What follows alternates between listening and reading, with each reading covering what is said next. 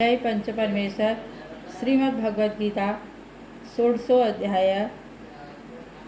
श्री भगवान बोले, भय का सर्वथा अभाव, अंतःकरण की पूर्ण निर्मलता, तत्व ज्ञान के लिए ध्यान योग में निरंतर दृढ़ स्थिति और सात्विक दान, इंद्रियों को दमन, भगवान देवता और गुरुजनों की पूजा तथा अग्निहोत्र आदि उत्तम कर्मों का आचरण एवं वेद शास्त्रों का पठन पाठन तथा भगवान के नाम और गुणों का कीर्तन, स्वधर्म पालन के लिए कष्ट सहन और शरीर तथा इंद्रियों सहित अंतःकरण की सरलता, मन वाणी और शरीर से किसी प्रकार भी किसी को कष्ट न देना, यथार्थ और प्रिय भाषण, अपना उपकार करने वाले पर भी क्रोध न करना, कर्मों में कर्तापन से अभिमान का त्याग, अंतःकरण की उत्पत्ति अर्थात चित्त की चंचलता का अभाव, किसी भी निंदा का करना, सब भूत प्राणियों में हेतु रहित दया, इंद्रियों का विषयों के साथ संयोग होने पर भी उनमें आसक्ति का न होना,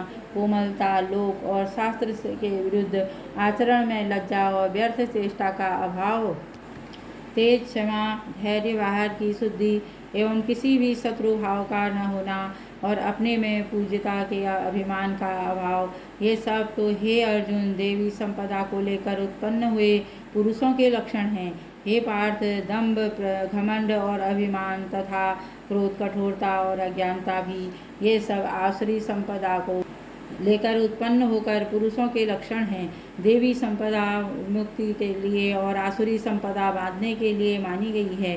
इसलिए हे अर्जुन, तू शोक मत कर, क्योंकि तू देवी संपदा को लेकर उत्पन्न हुआ है।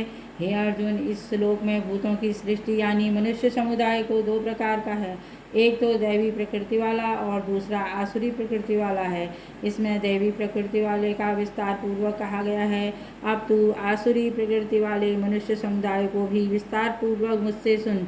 आसुरी स्वभाव वाले मनुष्य प्रवृत्ति और निवृत्ति इन दोनों में ही नहीं जानते, इसलिए मैं न तो बाहर भीतर की शुद्धि है और ना श्रेष्ठ आचरण है और ना ही सत्य भाषण ही है।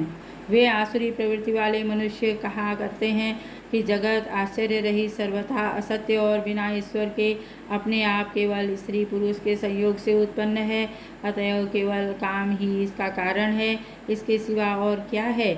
इस मिथ्या ज्ञान को अवलंबन करने जिनका स्वभाव नष्ट हो गया है तथा जिनकी बुद्धि मंद है, वे सबका अपकार करने वाले क्रूर कर्मी मनुष्य केवल जगत के नाश के लिए ही समर्थ होते हैं। हे वे दंभ, मान और मद से युक्त मनुष्य किसी भी प्रकार पूर्ण न होने वाली कामनाओं का आश्रय लेकर अज्ञान से मिथ्या और सिद्धांतों को ग्रहण करके भ्रष्ट आचरण को धारण करके संसार में विचरण करते हैं तथा वे मृत्यु पर्यंत रहने वाली असंख्य चिंताओं का आश्रय लेने वाले, विषय भोगों के भोग में तत्पर रहने वाले तथा इतना ही सुख है इस प्रकार मानने वाले होते हैं। वे आशा की करोड़ों फांसियों से बंधे हुए मनुष्यों के काम क्रोध के परायण होकर विषय भोगों के लिए अन्यायपूर्वक धनादि पदार्थों का संग्रह करने की चेष्टा करते हैं। वे सोचते हैं कि मैंने आज तक प्राप्त कर लिया और अब इस मनोरथ पूर्ण प्राप्त कर लूँगा, मेरे पास यह इतना धन है और फिर भी यह हो जाएगा, यह शत्रु मेरे एक द्वारा मारा गया और उन दूसरे शत्रुओं को भी मैं मार डालूँगा। मैं ईश्वर हूँ, ऐश्वर्य को भोगने वाला हूँ, मैं सब सिद्धियों से युक्त हूँ और बलवान तथा सुखी हूँ। मैं बड़ा धनी और बड़े कुटुंब वाला हूँ, मेरे समान दूसरा कौन है। मैं यज्ञ करूँगा, दान दूंगा और आमोद प्रमोद करूँगा। इस प्रकार अज्ञान से मोहित रहने वाला तथा अनेक प्रकार से भ्रमित चित्त वाला मोह रूप जाल में समावृत और विषय भोगों में अत्यंत आसक्त आसुरी लोग महान अपवित्र नरक में गिरते हैं। वे अपने आप को ही श्रेष्ठ मानने वाले घमंडी पुरुष धन और मान के मध्य से युक्त होकर केवल नाम मात्र के यज्ञों द्वारा पाखंड से शास्त्र विहित रहित यज्ञ जन करते रहते हैं। वे अहंकार, बल, घमंड, कामना और क्रोधादि के परायण होकर दूसरों की निंदा करने वाले पुरुष अपने और दूसरों के शरीर में स्थित मुझ अंतर्यामी से द्वेष करने वाले होते हैं। उन द्वेष करने वाले पापाचारी और क्रूर कर्मी नराधमों को मैं संसार में बार बार आसुरी योनों में ही डालता हूँ।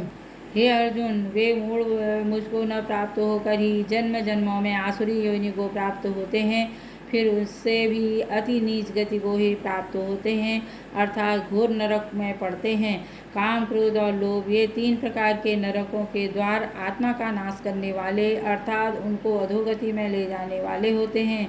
अतएव इन तीनों को त्याग देना चाहिए। हे अर्जुन, इन तीनों नरकों के द्वारों से मुक्त पुरुष अपने कल्याण का आचरण करता है, इससे वह परम गति को जाता है अर्थात मुझको प्राप्त हो जाता है।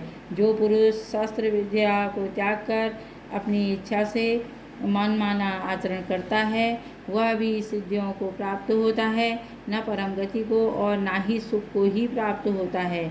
इससे तेरे लिए इस कर्तव्य और अकर्तव्य की व्यवस्था में शास्त्र ही प्रमाण है।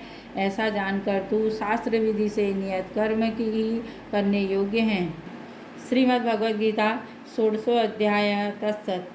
मेरे द्वारा पढ़ी हुई भगवद गीता आपको अच्छी लगी तो लाइक कीजिए, शेयर कीजिए, सब्सक्राइब कीजिए। धन्यवाद।